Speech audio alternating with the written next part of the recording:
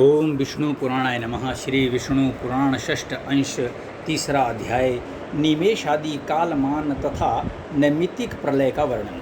श्री पराशर जी बोले, संपूर्ण प्राणियों का प्रलय नैमित्तिक, प्राकृतिक और आत्यंतिक तीन प्रकार का होता है। उनमें से जो कल्पांत में ब्रह्म प्रलय होता है वह नैमित्तिक है, जो मोक्ष नामक प्रलय है वह आत्यंतिक है, और जो दो परार्ध के अंत में होता है वह प्राकृत प्रलय कहलाता है। श्री मैत्रेय जी बोले, भगवान आप मुझे प्रार्ध की संख्या बतलाइए जिसको दूना करने से प्राकृत प्रलय का परिमाण जाना जा सके। श्री पराशर जी बोले, हे द्विज, 1 से लेकर क्रमशः 10 गुण गिनते गिनते जो 18वीं बार गिनी जाती है वह संख्या प्रार्ध कहलाती है।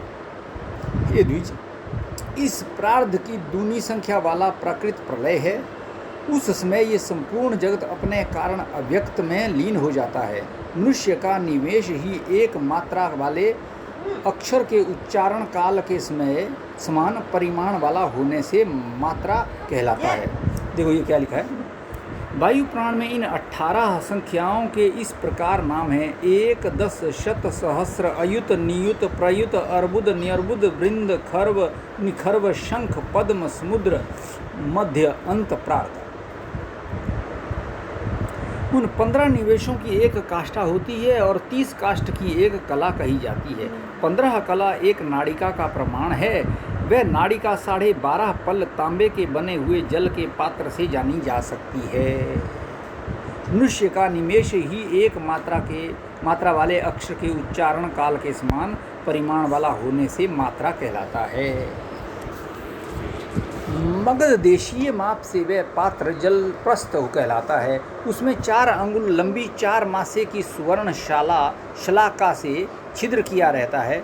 इसके छिद्र को ऊपर करके जल में डुबो देने से जितनी देर में वह पात्र भर जाए उतने ही समय को एक नाड़िका समझना चाहिए। हे द्विज सत्तम, ऐसी 2 नाड़िकाओं का एक मुहूर्त होता है, 30 मुहूर्त का एक दिन रात होता है तथा इतने ही यानी 30 ही दिन रात का एक मास होता है।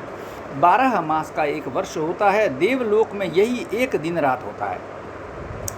ऐसे 360 वर्षों का देवताओं का एक वर्ष होता है। ऐसे 12,000 दिव्य वर्षों का एक चतुर्युग होता है और 1,000 चतुर्युग का ब्रह्मा का एक दिन होता है। हे महामुने, यही एक कल्प है। इसमें 14 मनु बीत जाते हैं। हे मैत्रेय, इसके अंत में ब्रह्मा का नैमित्तिक प्रलय होता है। हे मैत्रेय सुनो, मैं उस नैमित्तिक प्रलय का अत्यंत भयानक रूप वर्णन करता हूँ।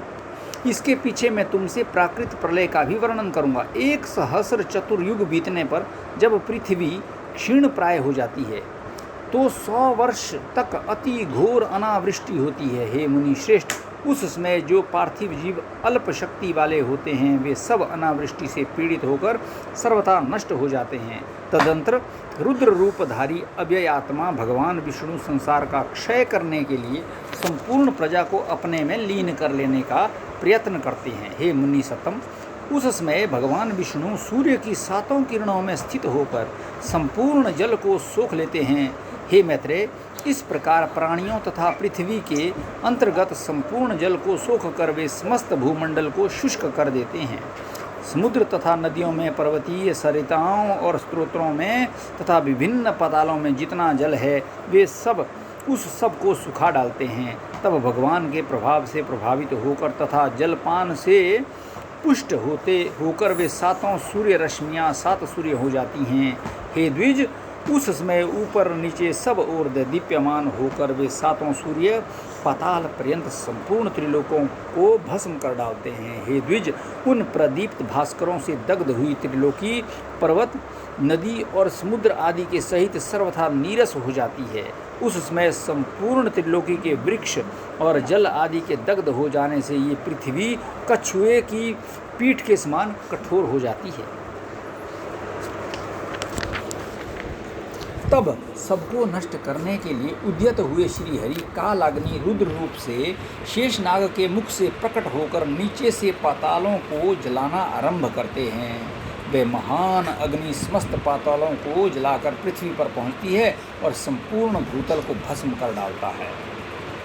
तब वह दारुण अग्नि भूवर लोक तथा स्वर्ग लोक को जला डालता है। और वह ज्वाला समूह का महान आवर्त वहीं चक्कर लगाने लगता है। इस प्रकार अग्नि के आवर्तों से घिरकर संपूर्ण चराचर के नष्ट हो जाने पर समस्त त्रिलोकी एक तप्त कराह के समान प्रतीत होने लगती है। हे महामुने, तदंतर अवस्था के परिवर्तन से परलोक की चाह वाले भूवरलोक और स्वर्गलोक में रहने वाले मनवादी अधिकारीगण अग्नि ज्वाला से संतप्त होकर महरलोक को चले जाते हैं, किंतु वहाँ भी उस उग्र कालानल के महाताप से संतप्त होने के कारण वे उससे बचने के लिए जनलोक में चले जाते हैं। हे मुनि श्रेष्ठ, तदंतर रुद्र रूपी भगवान विष्णु संपूर्ण संसार को दग्ध करके अपने मुख निश्वास से मेघों को उत्पन्न करते हैं। तब विद्युत से युक्त भयंकर गर्जना करने वाले गज समूह के समान बृहदाकार संवर्तक नामक घोर मेघ आकाश में उठते हैं। उनमें से कोई मेघ नील कमल के समान श्याम वर्ण, कोई कुमुद कुसुम के समान श्वेत, कोई धूम्र वर्ण और कोई पीत वर्ण होते हैं। कोई गधे के से वर्ण वाले, कोई लाख के से रंग वाले, कोई वैडूर्य मणि के समान और कोई इंद्रनील मणि के समान होते हैं। कोई शंख और कुंद के समान श्वेत वर्ण, कोई जाति यानी चमेली के समान उज्ज्वल और कोई कजल के समान श्याम वर्ण, कोई इंद्र गोप के समान रक्त वर्ण और कोई मयूर के समान विचित्र वर्ण वाले होते हैं। कोई गेरू के समान, कोई हरिताल के समान और कोई महामेघ नीलकंठ के पंख के समान रंग वाले होते हैं। कोई नगर के समान, कोई पर्वत के समान और कोई कुटागार यानी गृह विशेष के समान बृहदाकार होते हैं तथा कोई पृथ्वी तल के समान स्थित होते हैं। वे घनघोर शब्द करने वाले महाकाय मेघगण आकाश को आच्छादित कर लेते हैं और मूसलाधार जल बरसाकर त्रिलोक व्यापी भयंकर अग्नि को शांत कर देते हैं। हे मुनि श्रेष्ठ, अग्नि के नष्ट हो जाने पर भी अहर्निश निरंतर बरसते हुए वे मेघ संपूर्ण जगत को जल में डुबो देते हैं। हे द्विज, अपनी अति स्थूल धाराओं से भूरलोक को जल में डुबोकर वे भूवरलोक तथा उसके भी ऊपर के लोकों को भी जलमग्न कर देते हैं। इस प्रकार संपूर्ण संसार के अंधकारमय हो जाने पर तथा संपूर्ण स्थावर जंगम जीवों के नष्ट हो जाने पर भी वे मेघ 100 वर्ष से अधिक काल तक बरसते रहते हैं। हे मुनि श्रेष्ठ, सनातन परमात्मा वासुदेव के महात्म्य से कल्पांत में इसी प्रकार ये समस्त विप्लव होता है। इति श्री विष्णु पुराणे षष्ठे अंशे तृतीयाध्यायः, चौथा अध्याय।